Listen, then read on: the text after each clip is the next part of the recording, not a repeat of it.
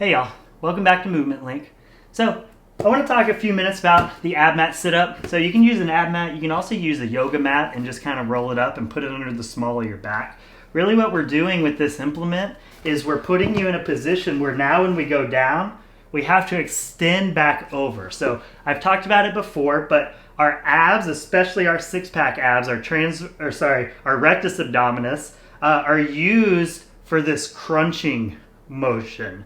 Our transverse abdominis and our obliques are more of our bracing core position. So when most people think of core, they're only thinking of six-pack, even though the six-pack's role in the core is mainly flexing of the trunk. So that's what we're trying to do here. We're trying to create these positions. So what movements and in what sports do we flex the trunk? If we take a soccer ball, we extend and we drive to throw it. If we're spiking a volleyball, we jump up. We're going to be rotated, but we're going to be in that extended position and we're going to drive hard to spike. So none of those. We don't throw a soccer ball with our arms.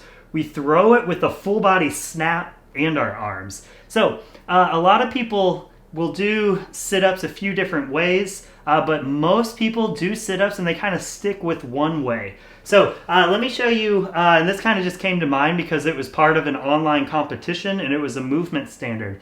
So we always need to distinguish between fitness competition movement standards and training. So a fitness competition movement standard is set up in a way to test your fitness, but also to standardize how everybody does it. That way we can get rid of a lot of variations. So a standard that came up recently for an AbMat sit-up was to go down and you weren't allowed to put your arms back behind your head. So you had to keep your arms out from going behind your head here, and then we had to sit up tall. Completely fine for competition, completely fine. But the reason we like extending out overhead is because now I get to work on, I'm extending out, and as I come up, I get to drive in a way just like a way that shows up in a lot of sports. So we're looking to get that extension and really create a full body, just like we're doing a toes to bar, a full body crunching motion so we can tie the whole system together. So there's not a better way or a worse way, there's different ways. And I just want y'all to know that there are different ways out there and why we may choose to do one versus the other.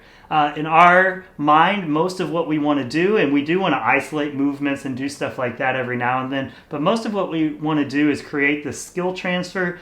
But part of what makes skill transfer actually transfer is you recognizing how these positions play out in the real world and why we're actually doing them the way we're doing. Because if we're just doing sit-ups one way or the other way with none of that extra level of thinking, then we're not getting that carryover even if you're doing the movements. I hope that helps.